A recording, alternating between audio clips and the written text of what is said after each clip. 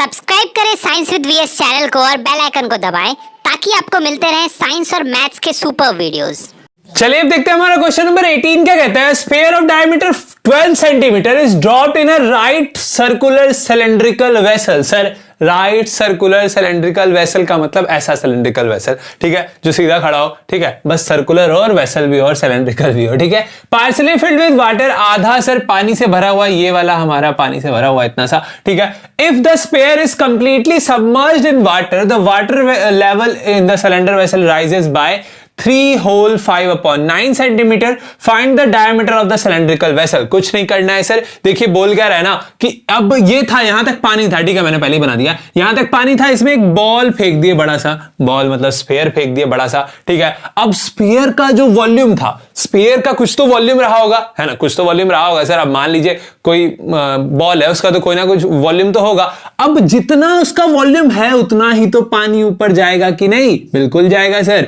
यानी कि यहां से आपको एक चीज पता लग गया कि volume of sphere is equal to volume of water displaced या फिर वाटर राइज्ड, है ना। जितना पानी ऊपर गया, है ना, उसका वॉल्यूम और इस ऑब्जेक्ट का वॉल्यूम जो कि सबमर्ज्ड है, वो दोनों इक्वल होगा, ठीक है। ये फिजिक्स में एक प्रिंसिपल भी है, ठीक है। उस प्रिंसिपल का नाम आप लोगों को कमेंट सेक्शन में बताना है, आप लोगों को अगर पता है क्या है। देखिए बताता हूं एक बार फिर से, वॉल्यूम ऑफ ऑब्जेक्ट सबमर्ज्ड, ठीक है, is equal to volume of water displaced, ठीक है। ये दोनों का वॉल्यूम सेम होगा। ये फिजिक्स का एक प्रिंसिपल है, उसका आपको कमेंट सेक्शन में बताना है, ठीक है, कौन सा प्रिंसिपल है। चलिए बैक टू क्वेश्चन। अब रेडियस ऑफ स्फीयर कितना हो जाएगा सर? डायमीटर आपको 12 दिया है तो रेडियस 6 हो जाएगा, पता ही आप लोगों को। वॉल्यूम ऑफ स्फीयर हम लोग निकाल लेते हैं। वॉल्यूम ऑफ स्फीयर क्या होता है? 4/3 पाई क्यूब होता है। फॉर्मूला रख दिए और पाई का वैल्यू नहीं पुट की क्योंकि बाद में हम लोगों को पाई का काम आएगा। आप पाई का वैल्यू पुट कर सकते हैं, कोई दिक्कत नहीं है उसमें, लेकिन बाद में पाई आएगा तो क्यों सॉल्व करना अभी सर, जब इसका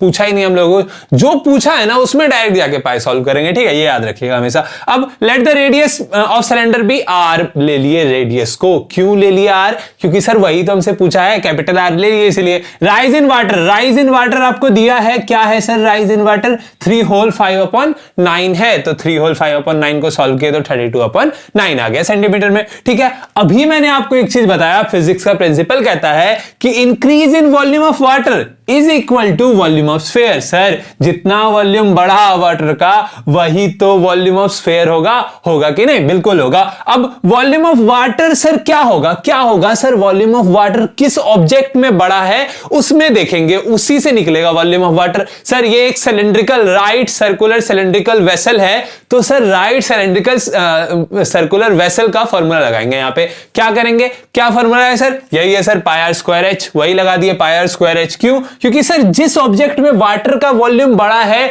उसी के वॉल्यूम का फॉर्मूला लगेगा, तभी तो वाटर का वॉल्यूम निकलेगा। बस वही कर दिए, pi r square h is equal to 288 pi, ठीक है। यहां पे पाई है, दोनों साइड पाई है तो पाई कट जाएगा सर, पाई को बाय कर देंगे, ठीक है। 32/9 into r square is equal to 288 बचा, ये वाला बचा और ये वाला बचा, पाई दोनों साइड कैंसिल कर दीजिए, ऐसे कट जाएगा, ठीक है। या आप डिवाइड में लाके भी काट सकते हैं, उसमें कोई दिक्कत नहीं है, नहीं मारेंगे सर आप लोगों को, ठीक है। अब r square is equal to 288 into 9/32 आ गया आपका जवाब। इसको सॉल्व कीजिएगा तो therefore r is equal to 9 centimetre. Hence आपको पूछा क्या था सर? आपसे पूछा था सर कि diameter of right circular cylindrical vessel क्या होगा, ठीक है। वो हो जाएगा 9 इंटू 2 यानी कि 18 सेंटीमीटर, ठीक है। ये था हमारा क्वेश्चन नंबर 18। चलिए बढ़ते हैं आगे।